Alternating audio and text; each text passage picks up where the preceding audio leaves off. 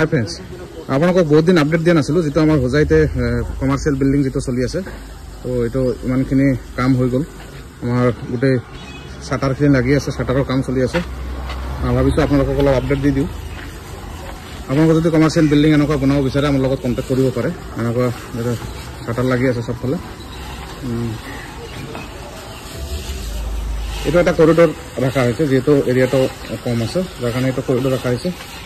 ইয়াত এটা store room এনেকুৱা থাকিব, নাইবা এইখিনি যদি বেলেগকৈ শ্বাটাৰ এটা লগাই দিয়া যায় তো এইখিনি সৰু দোকান এটা হ'ব, নাইবা ইলেক্ট্ৰিকেলৰ দোকান নাইবা ইলেক্ট্ৰিকেল বস্তু যিটো এই বিল্ডিংটো চলিবলৈ, যিহেতু ওপৰত হোটেল হওক নাইবা এনেকুৱা টাইপত দিয়া হ'ব। তো সেইকাৰণে এইখিনি এৰিয়াত এইটো ইউজ কৰিব। পিছত এইটো ওপৰত দেখাই দিওঁ, ওপৰত প্লাষ্টাৰৰ কাম চলি আছে, তলত অলমষ্ট ৱাল হৈ গ'ল।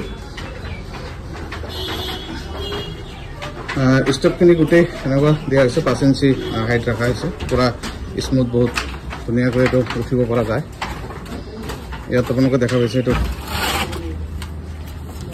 ইফালে আমাৰ প্লাষ্টাৰৰ কাম চলি আছে। এইটোতো আপোনাৰ আৰু এটা স্লেব ওপৰত হ'ব, কেইদিন পিছত এইটো কাম ষ্টাৰ্ট হ'ব। তো এইখিনিত আপুনি দেখিব পাৰে প্লাষ্টাৰৰ কাম চলি আছে। তো আপোনালোকৰ যদি এনেকুৱা কমাৰ্চিয়েল বিল্ডিং যদি বনাব বিচাৰে আমাৰ লগত কণ্টেক্ট কৰিব পাৰে। আমাৰ এনেকুৱা বহুতকেইটা কমাৰ্চিয়েল প্ৰজেক্ট চলি আছে। চিৰিবোৰ আপোনালোকে 5 ইঞ্চি হাইট আৰু 10 ইঞ্চি নাইবা 11 ইঞ্চি ট্ৰেড যদি দিয়ে মোটামুটি আপোনালোকৰ চাফিচিয়েণ্ট হৈ যায়। আৰু প্লাষ্টাৰ কৰোঁতে সদায় মনত ৰাখিব, প্লাষ্টাৰবোৰ আপোনালোকে 1:4 নাইবা 1:5 ৰেচিঅ'ত প্লাষ্টাৰটো কৰিব পাৰে। আৰু মিনিমামতকৈ মিনিমাম যিমান প্লাষ্টাৰৰ আপোনালোকে কম ৰাখিব ইমানেই বেছি ভাল।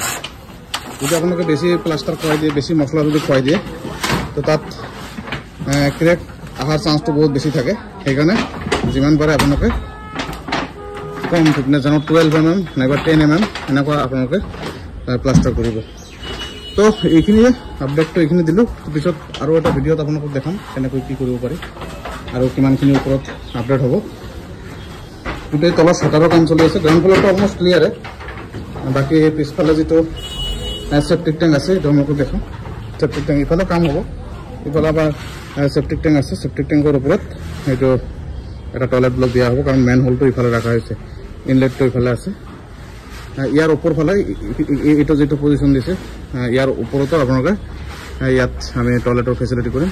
এইফালে আমাৰ কাৰণ যিহেতু কমাৰ্চিয়েল বিল্ডিং তলতো থাকিব, ওপৰত যদি অফিচ নাইবা কিবা হয় তেনেকুৱা ক্ষেত্ৰতো নাইবা হোটেল হওক কিবা বহুত দৰকাৰী হ'ব, সেইকাৰণে ওপৰত এটা এনেকৈ দিয়া হ'ব। বাকী শ্বাটাৰখিনি লাগি আছে, পূৰা কমপ্লিট হ'লে আকৌ ভিডিঅ' এটা দিম আপোনালোকক চাব। তো ভিডিঅ'টো ভাল লাগিলে প্লিজ শ্বেয়াৰ কৰিব। Thank you so' much.